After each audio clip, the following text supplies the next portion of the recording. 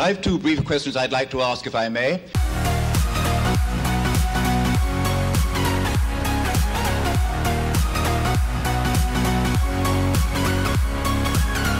Hi, welcome to Left Foot Media. My name's Brendan Malone and you're watching The Daily Question. Today's question of the day: why is it okay for CNN's Don Lemon to say racist things? Now, the reason I'm asking that question is because last week this happened on CNN. So we have to stop demonizing people and realize the biggest terror threat in this country is white men, most of them radicalized to the right.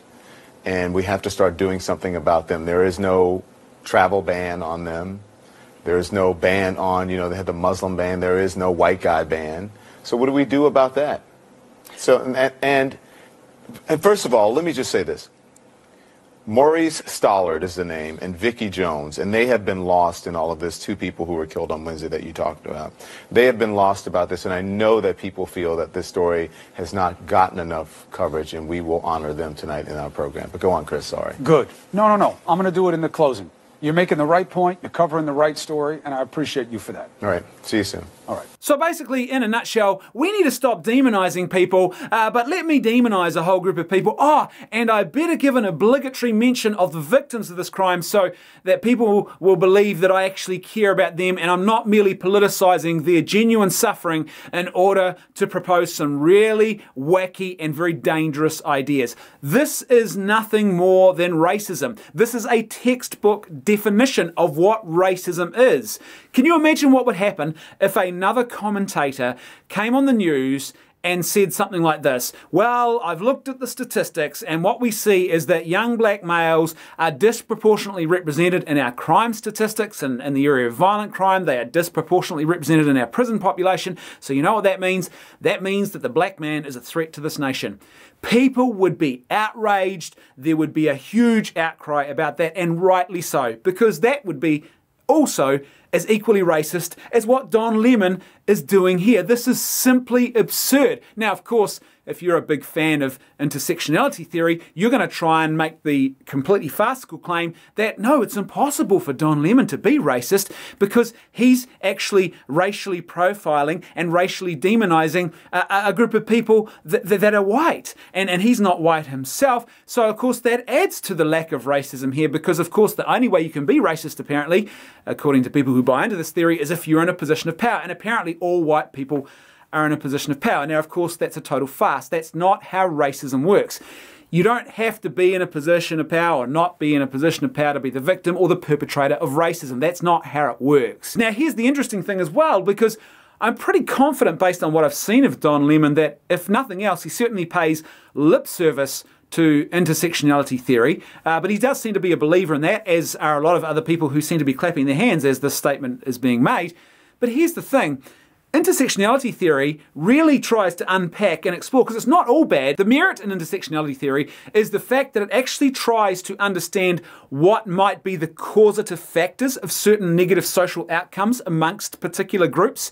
And even though they don't always get that right, I think that's actually a very good an important pursuit to undertake, to try and actually get to the bottom of why, for example, are black males disproportionately represented in crime statistics and disproportionately represented in our prison population, because that can actually begin to help us to find genuine solutions to those sorts of problems.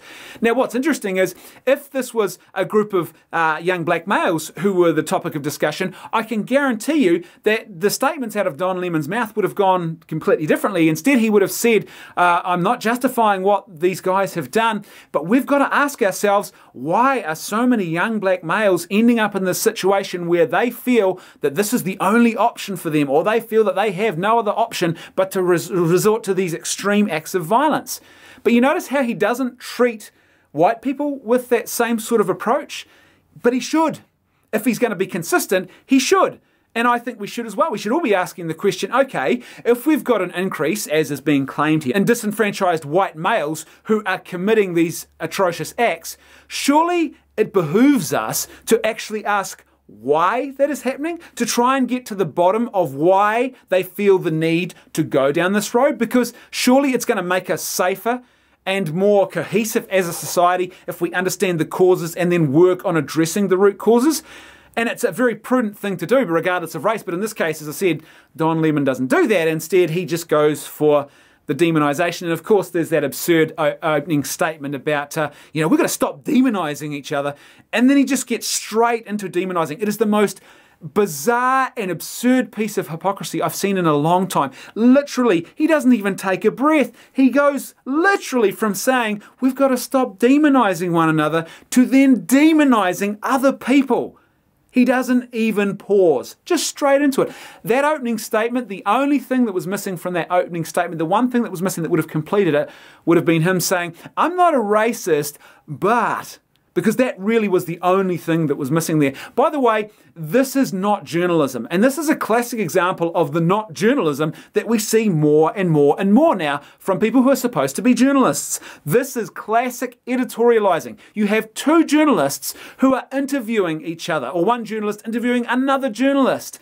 That's not journalism. It's editorializing, it's commentary, it's them inside the bubble sharing their personal beliefs about a topic. And we're seeing more and more of this in what is supposed to be journalistic ventures. Journalism is about presenting the facts about important issues that really matter to societies in the most objective way possible. Now, it's never possible to be entirely objective, but in the most balanced and objective way possible, giving equal hearing to either side, not trying to spin it, not trying to colour things, but this is the exact opposite of that. And this is what commentary is all about. Commentary is about nothing more than a person editorializing, sharing their opinion, opinionating, and trying to convince others. This is preaching, basically, trying to convince others that you should buy into their views. Let me finish by reading a short paragraph from The Righteous Mind, Why Good People Are Divided by Politics and Religion. I've just finished reading it, and it's a really excellent book. I'm hoping to do a book review on the channel about it soon.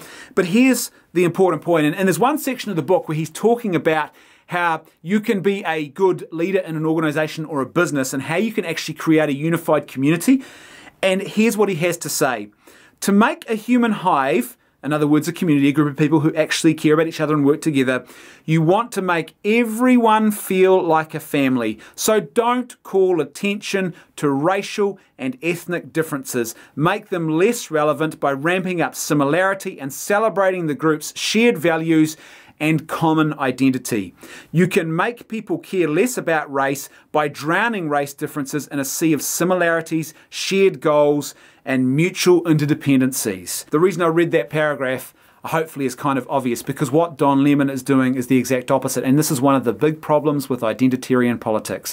Where you get into identity politics, you group people into collectives based on various identity traits, and then you segregate them away from each other. You are not creating a society, you are destroying and undermining society, and that's exactly what this is doing. I don't know what Don Lemon was even thinking here, because it seems to me that this is the kind of thing that just is intended to stir up racial hatred and racial violence and disharmony between groups.